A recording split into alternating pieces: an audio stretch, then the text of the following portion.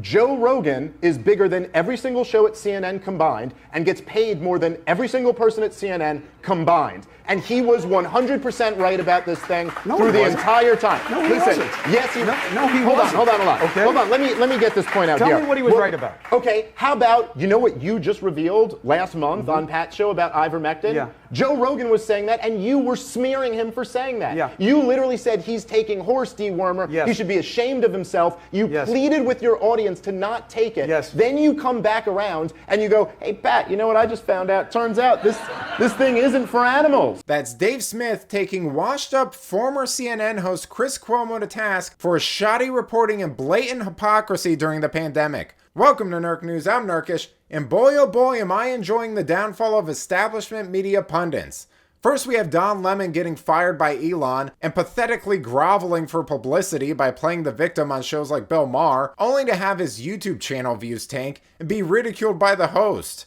Now we have smug Chris Cuomo getting called out for being a hack in front of a live studio audience. A moment Greg Gutfeld says we should cherish because it rarely happens in the world of pompous blowhards like Cuomo. There was so much talk that they don't want you to take ivermectin. Ivermectin is the way to go. Take it. Joe Rogan got better from ivermectin. And by the way, I don't like what people did to Joe Rogan about ivermectin. I don't like it. You did it. No. Okay, Yes, you did. Find the clips. Dude, find the clips. You shamed Joe Rogan. Find the You clips. said he's taking horse dewormer. You and Don Lemon were chuckling at each other about it. No. I'll go find First the of all, clip. you just saw the clips. I watched I'm it. not chuckling. I'm listening to Don. But No. The here's clip point. I'm talking about wasn't on there, and Here's- it's absolutely look, we there. were Here, do we have it? Hold on, let's play the clip. Go ahead.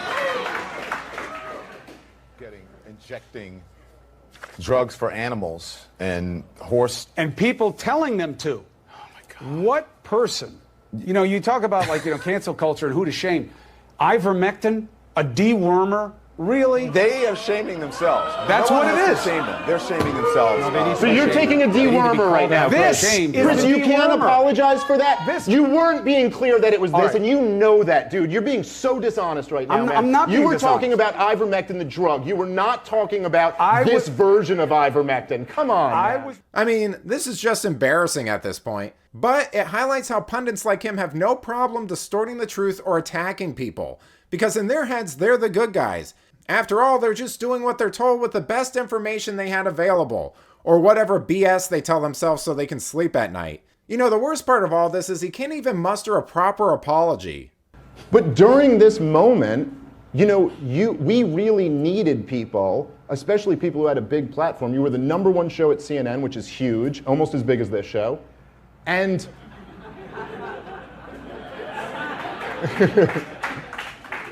and it seems to me that you, rather than doing what your job should have been at the time, which was to be skeptical of power and to shine a light against the propaganda, it seems like you ate up every single piece of propaganda, repeated all of it without any thought to whether it was true or not, and then smeared millions of Americans, like myself, who were opposed to this stuff. So that's where my beef is.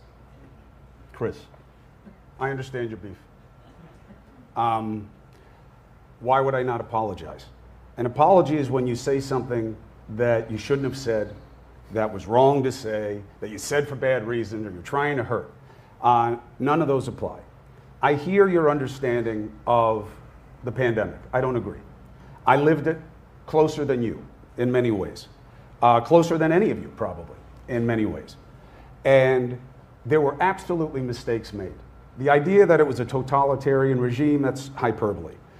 No, Chris, that's not the only time you should apologize. You know, this guy rationalizes things like a sociopath. He's one of those people who, even when they do apologize, it's some non-apology where they say, "Oh, I'm sorry you think I did that," or something. There are plenty of times when you should apologize for causing unintentional harm or wrongdoing. Even children know this. If I was fed bad information, then got into a heated debate with someone, only to later discover that the information was wrong, I would apologize because that's what normal people do. But let me know what you think. Should Chris Cuomo apologize for misleading his audience? Are all people in establishment media like this, or just a few? Let me know in the comments, and if you enjoyed this video, please go to like and subscribe to the channel. That stuff really does help us out. Until then, this has been Nerk News. Thanks for watching. Bye!